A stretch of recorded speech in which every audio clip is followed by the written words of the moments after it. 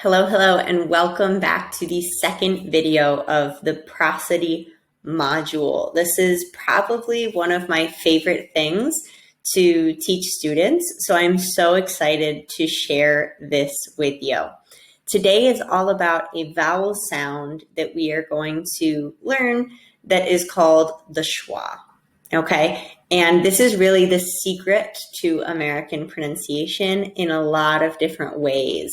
When we hear other people speaking really fast, but they sound so clear, or when we feel like we're saying a word the exact same as someone else, and something just still sounds a little different. The schwa is a huge part to this and a principal part to prosody. So this will be a really exciting lesson. Take lots of notes here. Watch this video as many times as you need to practice and feel like you really understand the idea, because this is something that is key and crucial to American pronunciation. Let's get started. In this lesson, we are going to cover what is the schwa, how can we anticipate where to use the schwa, where do I know, where do I use it, where is it going to come up, and some of the most common uses of the schwa. So let's get straight into it. What is the schwa? So the schwa is a vowel sound. Remember that vowel sounds are sounds that are free-flowing air that come out of our mouths. So when we make sounds like ah, a, e, o, oo, all of those are free-flowing sounds. So a schwa is also a vowel sound, but it's a really lazy vowel sound is how I like to classify it. And it is the most common vowel sound in American English. So it's a really important vowel sound to understand, because once you recognize it, you're going to hear the schwa all the time. So my apologies now. You are going to start recognizing the schwa all over the place after hearing what it is and how people use it. So because the schwa is such a lazy sound, and I'll make the sound for you.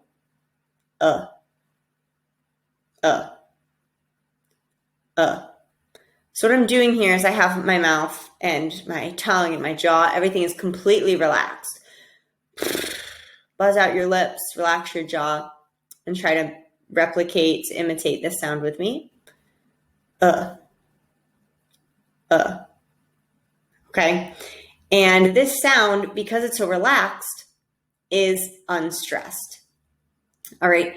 We talked about in the previous video, the first video for prosody, what stress is and how we use it, right? So there are certain things that we're always going to stress or exaggerate. To stress those things, we're going to go a little bit higher in pitch, we're going to talk a little bit louder, and we're going to make the sounds a little bit longer. We're going to hold out those words that we want to emphasize within our message. With the schwa, since the schwa is always unstressed, it goes really fast. It's a really quick sound. And we're going to see lots of examples of this as we move forward. And something that is a good visual of how we pronounce the schwa is seeing it written like or And this is the sound that Native American speakers, when we don't know what to say, or we're finding our train of thought, or we are searching for another word, we use the schwa to automatically I just did it right there, to find the sound we're looking for. So it's the most automatic sound that comes out of our mouth when we're speaking. So instead of saying, like in other languages, saying or or we're saying or So this is something that you'll notice when American speakers are speaking, when they use the or that is a schwa. So how can we make a schwa? This is sort of a diagram as well to show you that literally everything is relaxed. So we're going to have our tongue. This is the tongue here. It's just flat in the mouth. We're not doing anything special with the tongue. Our jaw is relaxed, and actually falls down just a little bit. So we have a little bit of separation between our lips. Our lips are also relaxed when we make this sound. So everything is totally, totally relaxed. No tension here for the schwa.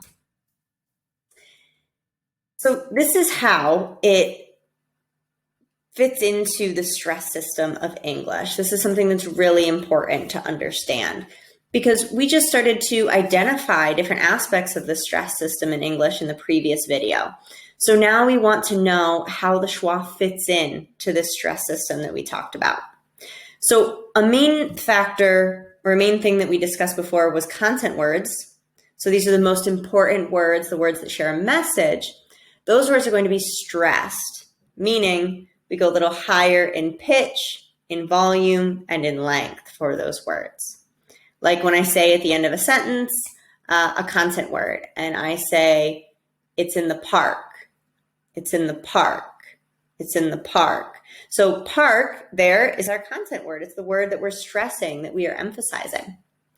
Now, the opposite of content words are function words. So these function words that we talked about before are words that we don't want to stress. Now, before we heard that, okay, function words, articles, prepositions, pronouns, they're not important. I don't need to exaggerate them. I don't need to make my voice go higher in pitch or a little bit louder. But we didn't talk about how to unstress function words. So this is what the schwa does. It is the key to knowing how to naturally take away stress from the function words so that we can pay attention to the content words. So to de-stress a vowel sound in English, we are going to replace the full representation of the vowel sound with a really quick schwa. I'll repeat that once more because this is really important. To de-stress a vowel sound in English, we want to replace the full representation of that vowel sound with a really quick schwa. All right, so we're going to see some examples of this and how this works. The first example here, if we have a sentence, the cat is on the couch. Similar to how we've been able to look for and define content words, we're going to do the same with function words. So first, if we identify the content words, what are they here? The words that share a message, so nouns, verbs, adjectives, adverbs.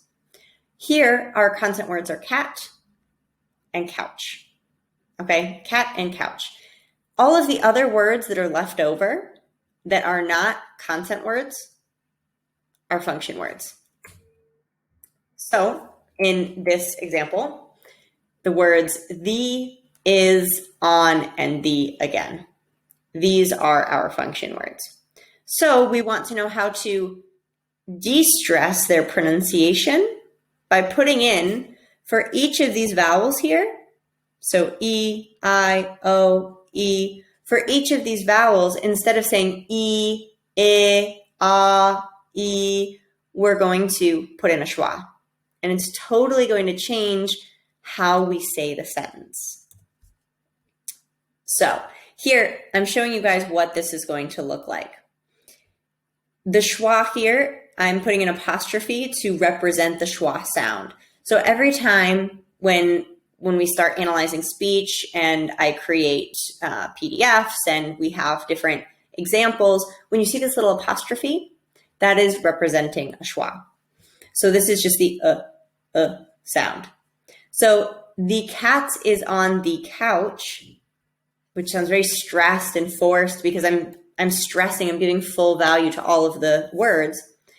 When I reduce the function words and de-stress them by putting in the schwa, the pronunciation totally changes. And it turns into the cat's on the couch. The cat's on the couch. So I go from the cat is on the couch, when I fully pronounce everything, the cat is on the couch, I go to the cat's on the couch. The cat's on the couch. So instead of saying the, I turn the E into an the. Cat is, we see that the verb to be is a common function word, right? Because we turn it into contractions. So here, this turns into cats, cats. And when we see contractions, this little apostrophe is also representing a little schwa, cats, cats. So there's a tiny schwa that goes in between the T and the S, the cats. And then instead of on the couch, the cat's in the cat's in the cat's in the couch, the cat's in the couch, the cat's in the couch. So practice that a couple of times with me. We'll go from the cat is to the cats, the cats. Finding that schwa, relaxing everything, the cats. On the couch, on the couch, on the couch, on the couch. So all schwas in there. So we see how this totally changes the way that we're going to pronounce a sentence. Okay, this next part is super cool and a really important idea to grasp regarding the reduction of function words using the schwa. So by reducing the pronunciation of function words, we can actually add more words to a sentence, but not take any longer to say it. And I'm going to repeat that idea again because this is really important. By reducing the pronunciation of function words using the schwa, we can actually add more words to a sentence, more function words to a sentence, and not take any longer to say it. And I'm going to prove this to you. So I have some examples here that I'm going to show you. If we take this simple sentence, the cows eat grass. Now, here we have three content words, cows, eat, and grass. So we have two nouns, cows and grass, and a verb, eat. The only function word we have at the moment is the word the, okay? So if I start to add more function words, let's see what happens. If I add a couple function words, another the and are, the cows are eating the grass. Okay, this is me fully pronouncing the sentence. Or the cows have been eating the grass. So I'm starting to make the sentence longer and longer and longer.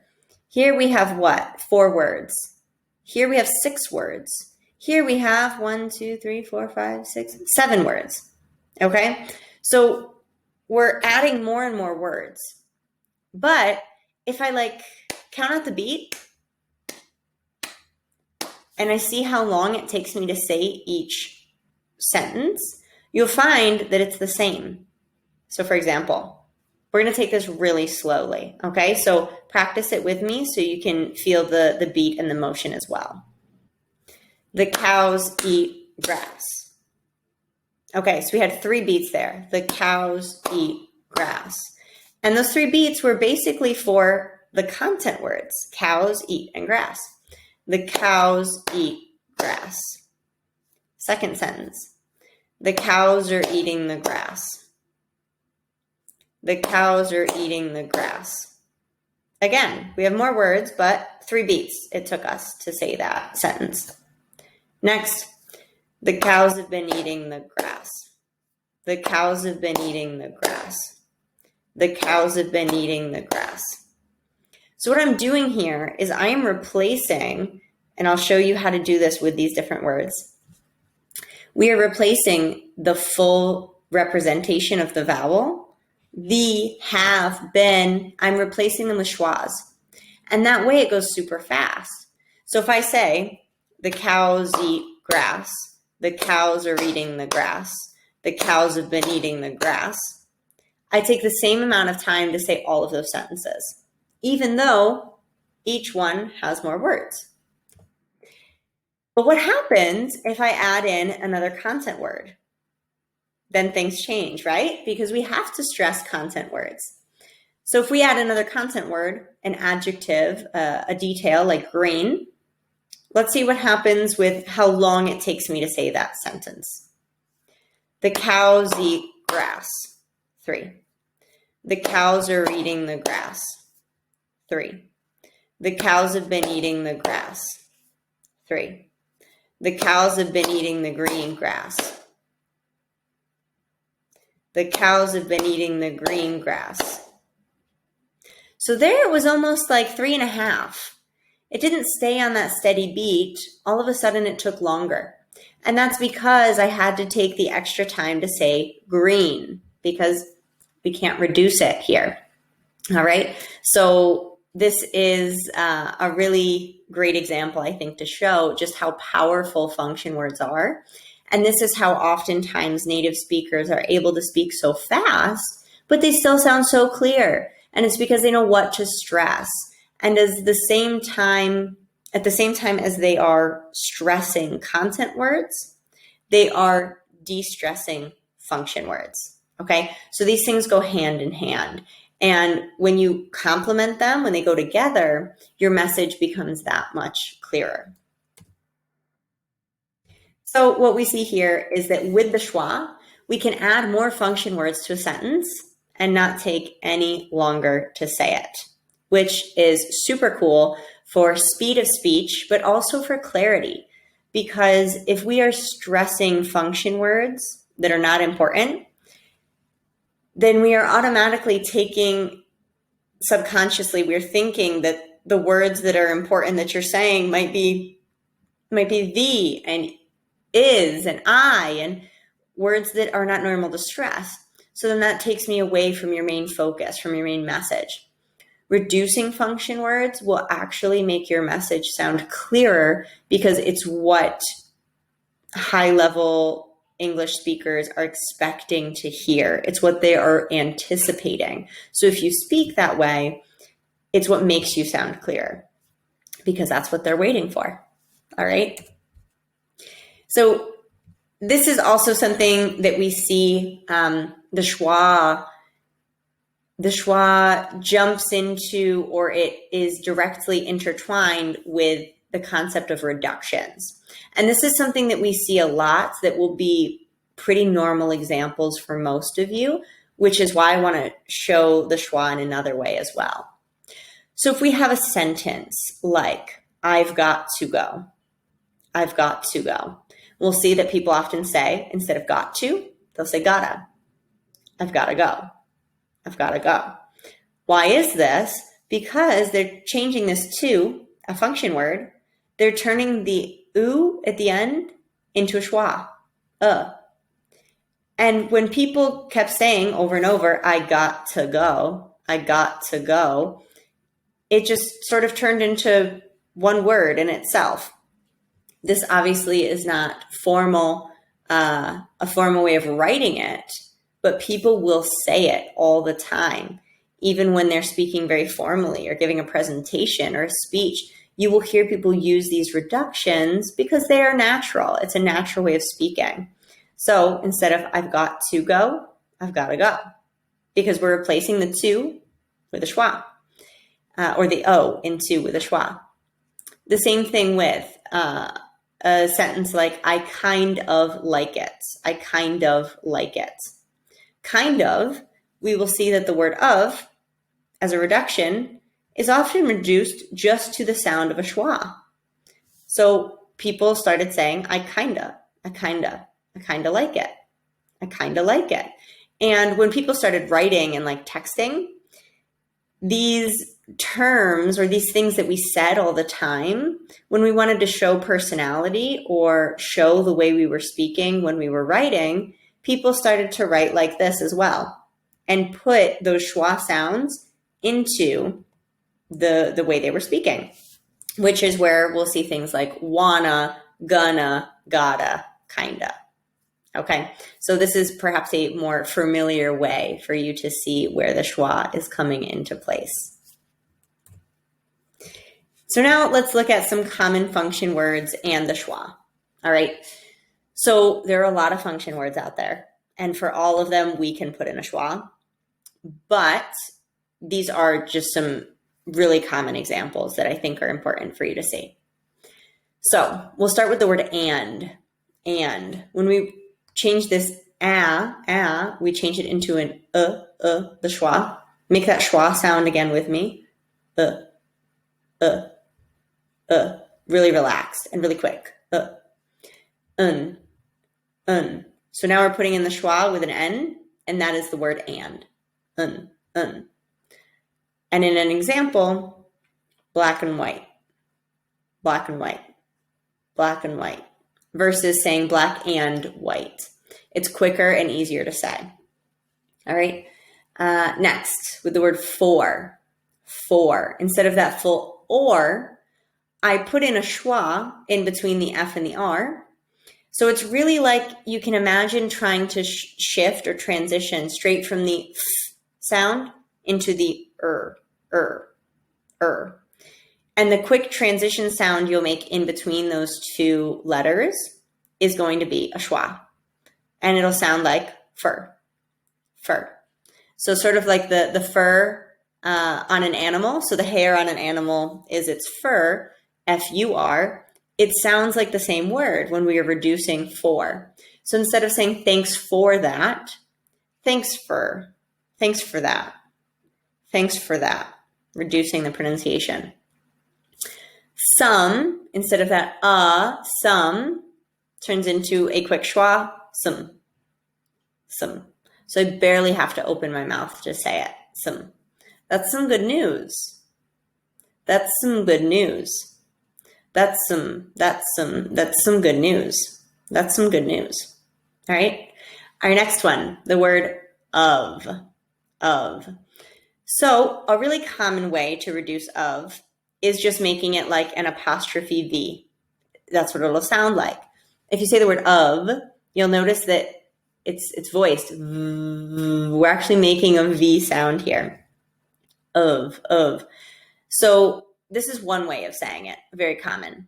So instead of saying it's kind of a secret, it's kind of a secret. It's kind of a secret. So the way it sounds is as if we had an apostrophe VE after the word when the of comes after it, right? So it sounds like they connect and become a contraction. And we have a second option here. Just like we saw with in the example, I kind of like it, the of turns into kinda, and it's just a schwa sound. This is the second option that we have for the word of, okay? So it can also be turned into just a schwa, and you can say it's kinda a secret. It's kinda a secret. So you can say it like that as well. And just like of, the word have has two options, and it sounds the same as with the word of. So instead of saying have, just saying of. So quick schwa followed by V, of. Instead of saying I couldn't have gone, it'll sound like I couldn't have. So it really looks like with a word like couldn't, and then the word have afterwards, what it sounds like is we have two contractions like blending together and sounding like one word. I couldn't have.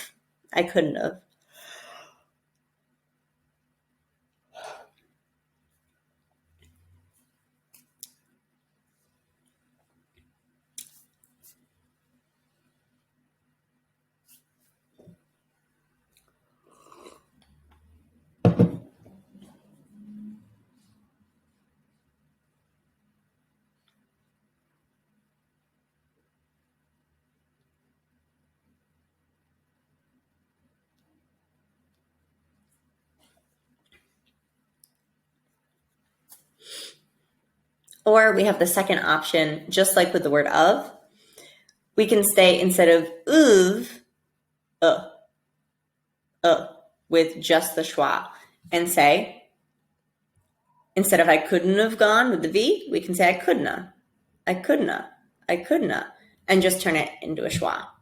All right. So the only difference between this versus is that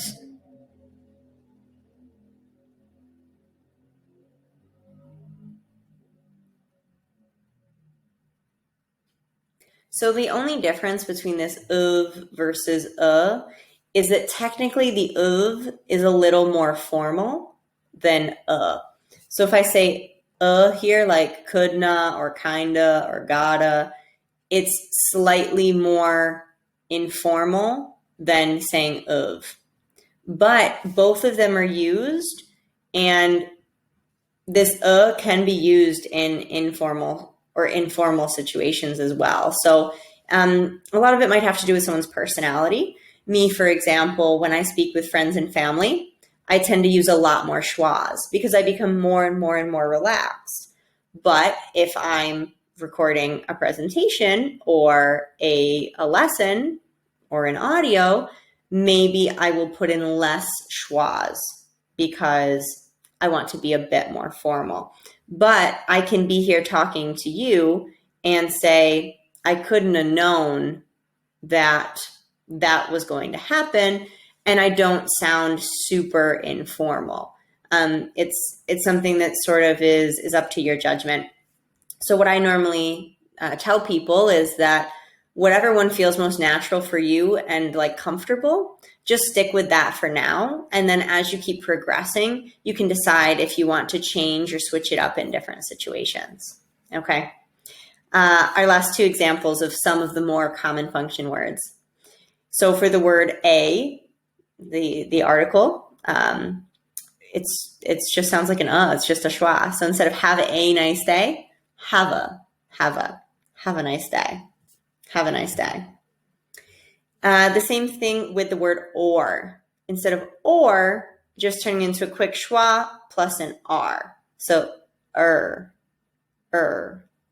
And you can also just make a strong sound, and it'll also make that quick schwa. So instead of saying not everything is black or white, we'll say blacker or white. Blacker or white. So it sounds like black apostrophe R, white, blacker, black or white. Not everything is black or white. Okay. So those are some examples of some of the more common function words that you'll see come up with the schwa, but all of these function words, or all the function words that you find, can be replaced with a schwa regarding their main vowel. All right. And here's a quick trick for two other really common words that we have seen come up so far, which are the words to and the. So here we do have linguistically another option for pronunciation, and it's something that you may notice when other people speak. So you can say, if the words to and the come before a vowel, so for example, the next word starts with an A or an O or an E or an I or a U, then you can fully pronounce it and it'll still sound really natural.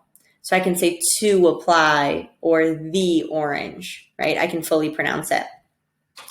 When it comes before a consonant, however, you'll hear the people will just always reduce it. So if I have an example like to go or the thing, if I fully say to and the, it'll sound a little bit strange before a consonant.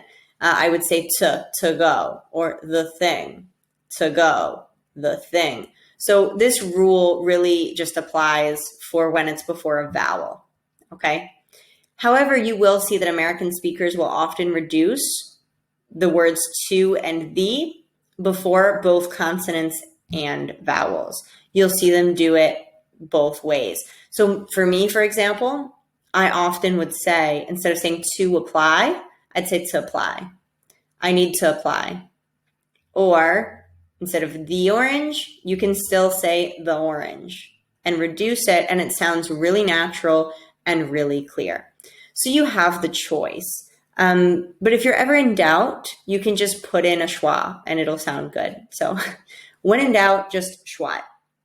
When in doubt, just put in a schwa and it'll probably sound pretty great. So that's a good tip there for the words to and the, because they are just so common in everyday speech. To literally say anything, we're often using the words to and the. And here's a common question that normally comes up when I start talking about the schwa or introducing the schwa to students. Almost always I get this question. So how often do I reduce function words when using the schwa? So people want to know, do I always reduce function words? Is it just sometimes? Is it all the time? And my quick answer will be almost always. So you will almost always hear people, whether it's a formal or an informal situation, you will hear people almost always reducing their function words, unless for some reason they want to stress a different part of their speech, or maybe they are trying to sound a different way because they have an international audience and they aren't sure if they will understand them. You'll hear that when I give this course, when I'm here recording these videos, there are also lots of times where I will fully pronounce a function word because it's easier for a lot of non-native speakers to understand because that's how they learned it. But if you hear me speaking just really quickly normally, then I'll almost never stress a function word for any reason because it's not necessary, right? And then everything goes a little bit faster. So I'll do that for formal and informal situations.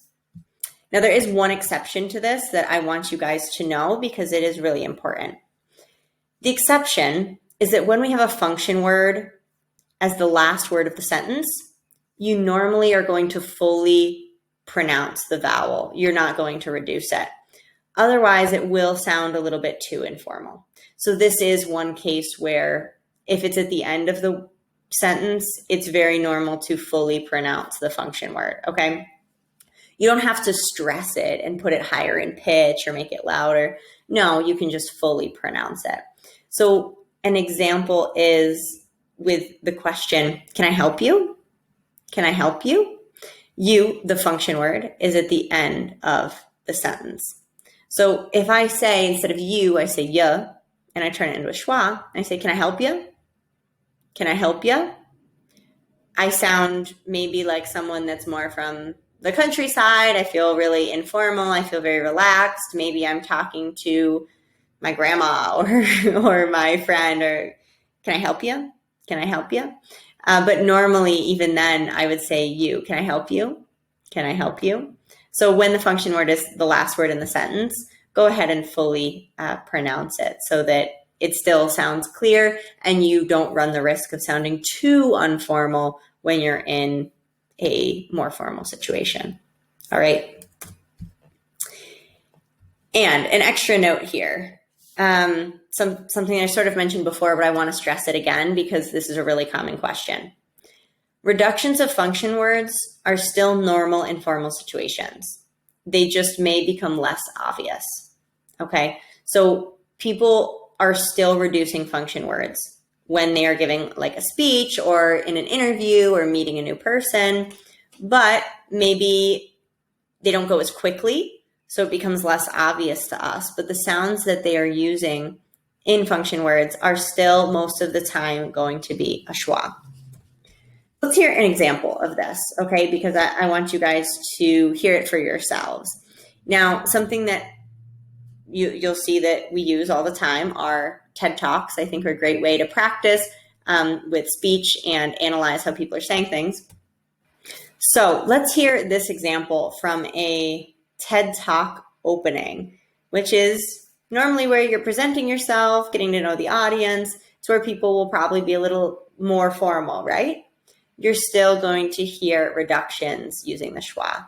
So let's give this a go and listen. And I'm actually going to slow down the video just a little bit so that you can hear even clearer the reductions.